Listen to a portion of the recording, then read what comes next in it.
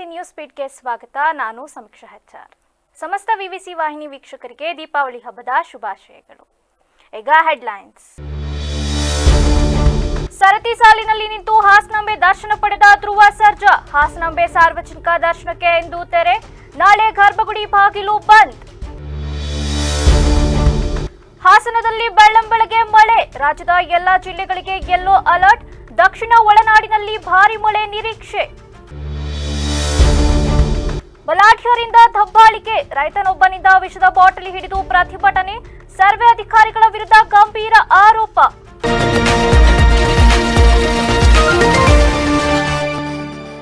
Golden pass ಪಡೆದು ಸರತಿ ಸಾಲಿನಲ್ಲಿ ನಿಂತು ನಟ ಧ್ರುವ ಸರ್ಜಾ ಹಾಸನಾಂಬೆ ದರ್ಶನ ಪಡೆದಿದ್ದಾರೆ.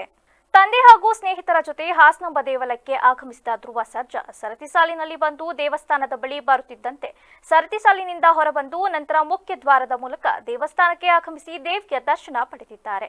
ಇನ್ನು ಹಾಸನಾಂಬ ದೇವಿ ಸಾರ್ವಜನಿಕ ದರ್ಶನಕ್ಕೆ ಇಂದು ಕಡೆಯ ದಿನವಾಗಿದ್ದು ಹಿಂದೆಂದೂ ಕಾಣದಷ್ಟು ಭಕ್ತಗಣ ಆಗಮಿಸಿದೆ. ಬೆಳಿಗ್ಗೆ 6 ಗಂಟೆಯಿಂದ ದೇವಿ ದರ್ಶನ ಆರಂಭವಾಗಿದ್ದು ಸರತಿ ಸಾಲುಗಳಲ್ಲಿ ನಿಂತು ಸಹಸ್ರಾರು ಭಕ್ತರು ದೇವಿ ದರ್ಶನ ಪಡೆಯುತ್ತಿದ್ದಾರೆ. ಧರ್ಮ ದರ್ಶನ 1000 ರು, 300 ರು ಹಾಗೂ ವಿಶೇಷ ದರ್ಶನ ಸರತಿ ಸಾಲುಗಳಲ್ಲಿ ಜನಜಂಗುಳಿ ಉಂಟಾಗಿದೆ.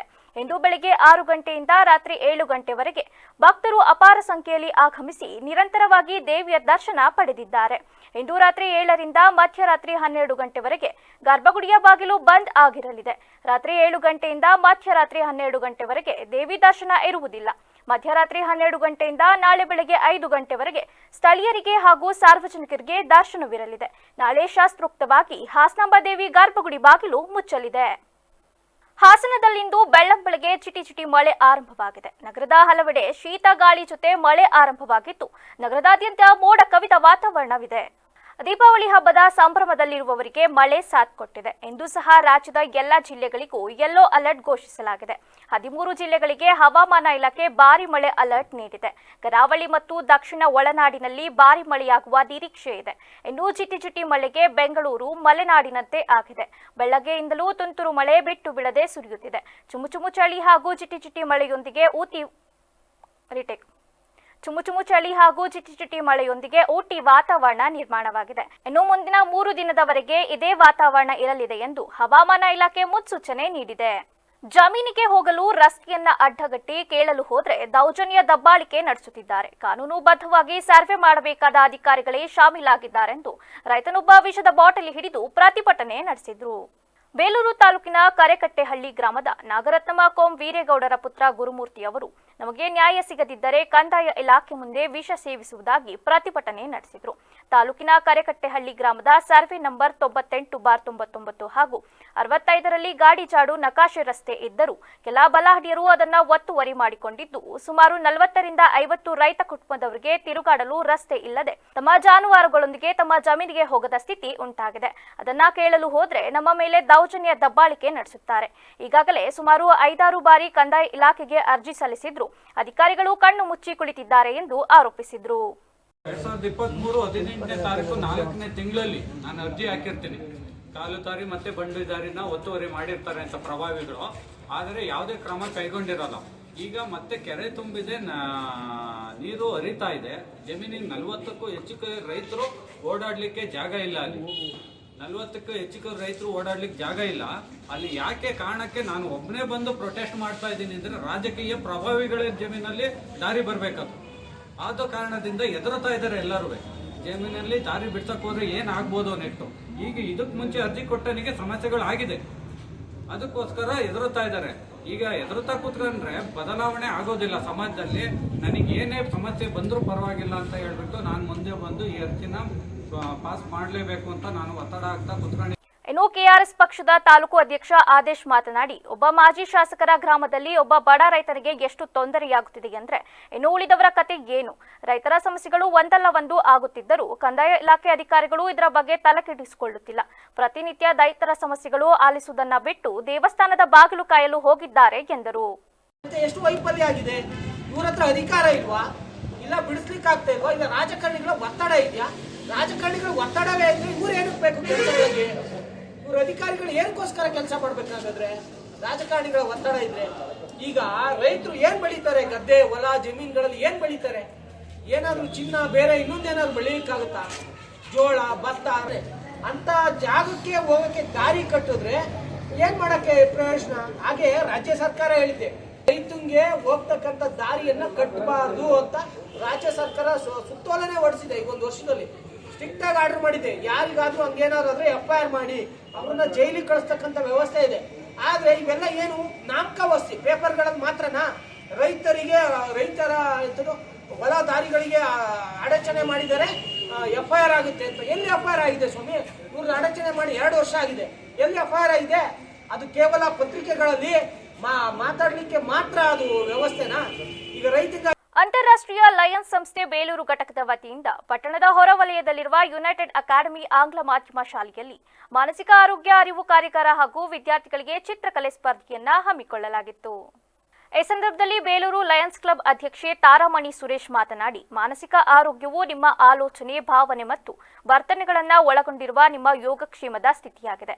ಇದು ದೈನಂದಿನ ಜೀವನದ ಒತ್ತಡಗಳನ್ನು ನಿಭಾಯಿಸಲು, ಸಂಬಂಧಗಳನ್ನು ನಿರ್ವಹಿಸಲು ಮತ್ತು ನಿಮ್ಮ ಬದುಕಿನ ಬದಲಾವಣೆಗೆ ಹೊಂದಿಕೊಳ್ಳಲು ಸಹಾಯ ಮಾಡುತ್ತದೆ. ಉತ್ತಮ ಮಾನಸಿಕ ಆರೋಗ್ಯವು ಉತ್ತಮ ದೈಹಿಕ ಆರೋಗ್ಯದ ಮೇಲೆ ನಿಂತ ಪರಿಣಾಮದಿಂದ ವಿದ್ಯಾರ್ಥಿಗಳು ದೈಹಿಕ ಆರೋಗ್ಯದಿಂದ ಮಾನಸಿಕ ಆರೋಗ್ಯವನ್ನು ಕಾಪಾಡಿಕೊಳ್ಳಬೇಕು ಎಂದರು. ಈ ನಮ್ಮ ಲಯನ್ಸ್ ಅಂತಾರಾಷ್ಟ್ರೀಯ ಸಂಸ್ಥೆ ಹಮ್ಮಿಕೊಳ್ಳುತ್ತೆ.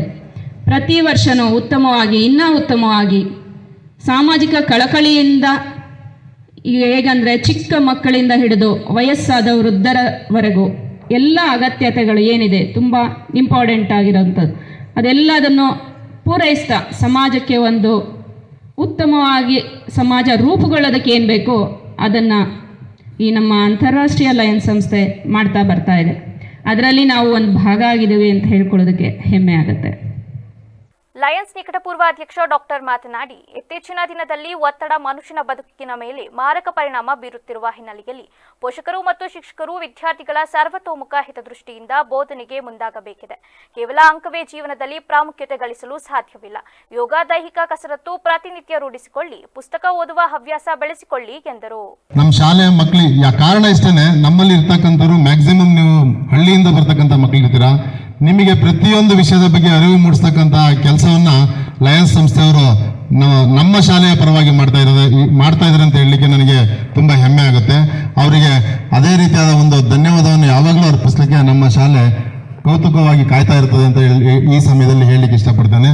ಅದೇ ರೀತಿ ಇವತ್ತು ಮಾನಸಿಕ ಅರಿವು ಕಾರ್ಯಕ್ರಮ ಅಂತ ಒಂದು ಕಾರ್ಯಕ್ರಮ ಹಮ್ಮಿಕೊಂಡಿದ್ರು. ಜೊತೆಗೆ ಒಂದು ಒಳ್ಳೆ ಡ್ರಾಯಿಂಗ್ ಕಾಂಪಿಟೇಷನ್ ನಡೆಸ್ಕೊಟ್ರು. ಅದರಲ್ಲಿ ಗೆದ್ದಂತಹ ಮಕ್ಕಳು ಖುಷಿಯಾಗಿದ್ದೀರಾ. ಸೋತಂತಹ ಮಕ್ಕಳು ನೆಕ್ಸ್ಟ್ ಫಸ್ಟ್ ಬರಲಿಕ್ಕೆ ಪ್ರಯತ್ನ ಪಡಿ. ನಿಮ್ಮ ಪ್ರಯತ್ನ ಅವಿರತವಾಗಿ ಇದೇ ರೀತಿ ಇರಲಿ. ಅದೇ ರೀತಿ ಮಾನಸಿಕ ಆರೋಗ್ಯ ಅಂತಂದ್ರೆ ಮಕ್ಕಳ ಯಾರ ಮನೇಲಿ ನಿಮ್ಮ ಅಜ್ಜ ಅಜ್ಜಿ ಇಲ್ವೋ, ಇದ್ದು ಸಹ ನೀವು ಹೊರಗಡೆ ಸಪ್ರೇಟ್ ಇದ್ದೀರೋ ಆ ಥರದವರು ನಿಮ್ಮ ಅಜ್ಜ ಅಜ್ಜಿನ ಮೊದಲು ನಿಮ್ಮನೆ ಕರೆಸ್ಕೊಳ್ಳಿ. ನಿಮಗೆ ಎಲ್ಲ ಅರಿವು ಸಹ ನಿಮ್ಮ ಅಜ್ಜ ಅಜ್ಜಿಯರಿಂದ ಖಂಡಿತ ಬರುತ್ತೆ. ನೀವು ಯುನೈಟೆಡ್ ಅಕಾಡೆಮಿ ಶಿಕ್ಷಣ ಸಂಸ್ಥೆ ಕಾರ್ಯದರ್ಶಿ MD ದಿನೇಶ್ ಮಾತನಾಡಿ, ಪ್ರಸಕ್ತ ದಿನಗಳಲ್ಲಿ ವೃದ್ಧಾಶ್ರಮಗಳ ಬೆಳವಣಿಗೆ ನಿಜಕ್ಕೂ ಸದೃಢ ಸಮಾಜಕ್ಕೆ ಮಾರಕವಾಗಿದೆ. ಮಕ್ಕಳು ವಯೋವೃದ್ಧರೊಂದಿಗೆ ಬೆಳೆದರೆ ಮಾತ್ರ ಸಂಸ್ಕಾರ ಸಾಧ್ಯ.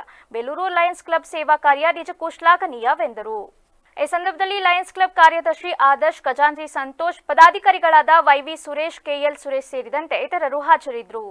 ಚಾಮರಾಜನಗರ ಜಿಲ್ಲೆಯ ಕೊಳ್ಳೇಗಾಲ ವಿಧಾನಸಭಾ ಕ್ಷೇತ್ರದ ನಗರಸಭೆ ವ್ಯಾಪ್ತಿಯ ವಿವಿಧ ಬಡಾವಣೆಗಳಲ್ಲಿ ಶಾಸಕರ ಅನುದಾನ 36 ಲಕ್ಷ ವೆಚ್ಚದಲ್ಲಿ ವಿವಿಧ ಅಭಿವೃದ್ಧಿ ಕಾಮಗಾರಿಗಳಿಗೆ ಶಾಸಕ ER ಕೃಷ್ಣಮೂರ್ತಿ ಅವರು ಚಾಲನೆ ನೀಡಿದರು. ಪಟ್ಟಣದ ಲಿಂಗಣಾಪುರ ಬಡಾವಣೆಯಲ್ಲಿ 10 ಲಕ್ಷ ವೆಚ್ಚದಲ್ಲಿ ರಸ್ತೆ ಮತ್ತು ಚರಂಡಿ ಕಾಮಗಾರಿ, ಬಾಪುನಗರ ಸರ್ಕಾರಿ ಶಾಲೆಯಲ್ಲಿ 16.20 ಲಕ್ಷ ವೆಚ್ಚದಲ್ಲಿ ಕಾಂಪೌಂಡ್ ನಿರ್ಮಾಣ ಹಾಗೂ ಮುಡಿಗುಂಡ ಆದರ್ಶ ಶಾಲೆಯಲ್ಲಿ 10 ಲಕ್ಷ ವೆಚ್ಚದ ರಂಗಮಂದಿರದ ನಿರ್ಮಾಣಕ್ಕೆ ಶಾಸಕರು ಗುದ್ದಲಿ ಪೂಜೆ ನಡೆಸಿ ಮಾತನಾಡಿದ ಅವರು, ಇಂದು ಶಾಸಕರ ಅನುದಾನದಲ್ಲಿ ವಿವಿಧ ಅಭಿವೃದ್ಧಿ ಕಾಮಗಾರಿಗಳಿಗೆ ಗುದ್ದಲಿ ಪೂಜೆ ನಡೆಸಲಾಗಿದೆ. ಈ ಎಲ್ಲ ಕಾಮಗಾರಿಗಳನ್ನು ಸಂಬಂಧಪಟ್ಟವರು, ಅಧಿಕಾರಿಗಳು ಉತ್ತಮ ಗುಣಮಟ್ಟ ಕಾಪಾಡಿಕೊಳ್ಳುವಂತೆ ಎಂಜಿನಿಯರ್ ಹಾಗೂ ಗುತ್ತಿಗೆದಾರರುಗಳಿಗೆ ತಿಳಿಸಿದ್ದೇನೆ ಎಂದರು. ದೀಪಾವಳಿ ಹಬ್ಬದ ನಮ್ಮ ವಾರ್ಡ್ಗಳಲ್ಲಿ ಉಳಿದಂಥ ಕಾಮಗಾರಿಗೆ ತಾವು ಬಂದು ಭೂಮಿ ಪೂಜೆ ಮಾಡಿ ಚಾಲನೆ ಕೊಡಬೇಕು ಅಂತೇಳಿ ಕೇಳ್ಕೊಂಡ ಮೇರೆಗೆ ಇವತ್ತು ದೀಪಾವಳಿ ಅಮಾವಾಸ್ಯೆ ಆಗಿದ್ರು ಕೂಡ ನಾನು ಆಗ್ಬೋದು ಅಂದರೆ ನಾನು ಬರ್ತೀನಿ, ಅಮಾವಾಸ್ಯೆ ದಿನ ಪೂಜೆ ಮಾಡೋಣ ಅಂತ ಹೇಳೋ ಪ್ರಯತ್ನ ಇವತ್ತು ಪ್ರಪ್ರಥಮವಾಗಿ ನಿಮ್ಮ ಲಿಂಗನಾಪುರ ಜೊತೆ ಈ ಭೂಮಿ ಪೂಜೆಯನ್ನು ನೆರವೇರಿಸಿದ್ದೇನೆ. ಕಳೆದ ಬಾರಿ ನಾನು ಇಲ್ಲಿ ಒಂದು ಸಂದರ್ಭದಲ್ಲಿ ಭಾಳ ವಾತಾವರಣ ಬಿಗಿ ಇತ್ತು, ಅವತ್ತಿನ ಸಂದರ್ಭ ಆಗಿತ್ತು. ಆ ಸಂದರ್ಭದಲ್ಲಿ ಇಲ್ಲೇ ನಾನು ಕೂತಾಗ ಈ ಬಸವ ಭವನದ ಜಾಗದ ವಿಚಾರದಲ್ಲಿ, ಬಸವ ಭವನ ನಿರ್ಮಾಣ ಮಾಡೋ ವಿಚಾರದಲ್ಲಿ ತಾವು ಪ್ರಸ್ತಾಪವನ್ನು ಮಾಡಿದ್ರಿ. ಈ ಒಂದು ರಸ್ತೆ ವಿಚಾರದಲ್ಲಿ ತಾವು ಯಾರೂ ಕೂಡ ಒತ್ತಾಸೆ ಹೆಚ್ಚಾಗಿ ಮಾಡಿರಲಿಲ್ಲ. ಭವನದ ಒಂದು ಮಾಡಿದ್ರಿಂದ, ಆದರೆ ನನಗೆ ಈ ವಿಶೇಷ ಅನುದಾನ ಕೊಡೋಕ್ಕೆ ಯಾಕೆ ಮನಸ್ಸು ಬಂತು ಅಂದರೆ, ಈ ಸಂದರ್ಭದಲ್ಲಿ ನಗರಸಭೆ ಅಧ್ಯಕ್ಷರು ರೇಖಾ ರಮೇಶ್, ಉಪಾಧ್ಯಕ್ಷರು ಎಪಿ ಶಂಕರ್, ಸ್ಥಾಯಿ ಸಮಿತಿ ಅಧ್ಯಕ್ಷರು ಸುರೇಶ್ ಸೇರಿದಂತೆ ಇತರರು ಹಾಜರಿದ್ದರು. ನವೆಂಬರ್ 2ರಂದು ಚಿತ್ತಾಪುರದಲ್ಲಿ ನಡೆಯಲಿರುವ ಆರ್ಎಸ್ಎಸ್ ಪಥಸಂಚಲನದ ಹಿನ್ನೆಲೆಯಲ್ಲಿ ರಾಜಕೀಯ ಸಮರ ಹೆಚ್ಚುತ್ತಿದ್ದು, ಆರ್ಎಸ್ಎಸ್ ಮತ್ತು ಕಾಂಗ್ರೆಸ್ ನಡುವೆ ವಾಗ್ವಾದ ತೀವ್ರಗೊಂಡಿರುವ ಸಮಯದಲ್ಲಿ ಈಗ ದಲಿತ ಸಂಘಟನೆಗಳು ವೇದಿಕೆ ಎತ್ತರಿಸಿದ್ದು ಹೊಸ ತಿರುವು ಕಂಡಿದೆ. ಭೀಮ್ ಆರ್ಮಿ ರಾಜ್ಯ ಘಟಕವು ಕೂಡ ಇದೇ ದಿನವಾದ ನವೆಂಬರ್ 2ರಂದು ಚಿತ್ತಾಪುರದಲ್ಲಿ ಪಥಸಂಚಲನ ನಡೆಸಲು ಅನುಮತಿ ನೀಡುವಂತೆ ಜಿಲ್ಲಾ ಪ್ರಾಧಿಕಾರಕ್ಕೆ ಮನವಿ ಸಲ್ಲಿಸಿದೆ. ಭೀಮ್ ಆರ್ಮಿ ರಾಜ್ಯಾಧ್ಯಕ್ಷ ಎಸ್ಎಸ್ ತಾವಡೆ ಅವರ ನೇತೃತ್ವದಲ್ಲಿ ಜಿಲ್ಲಾ ಆಯುಕ್ತರಿಗೆ ಮನವಿ ಪತ್ರ ನೀಡಲಾಗಿದೆ. ಈ ಹಿನ್ನೆಲೆಯಲ್ಲಿ ಚಿತ್ತಾಪುರದಲ್ಲಿ 2 ಸಂಘಟನೆಗಳು ಒಂದೇ ದಿನ ಪಥಸಂಚಲನ ನಡೆಸಲು ಮುಂದಾಗಿರುವುದರಿಂದ ಭದ್ರತಾ ದೃಷ್ಟಿಯಿಂದ ಅಧಿಕಾರಿಗಳ ಚಿಂತೆ ಹೆಚ್ಚಾಗಿದೆ.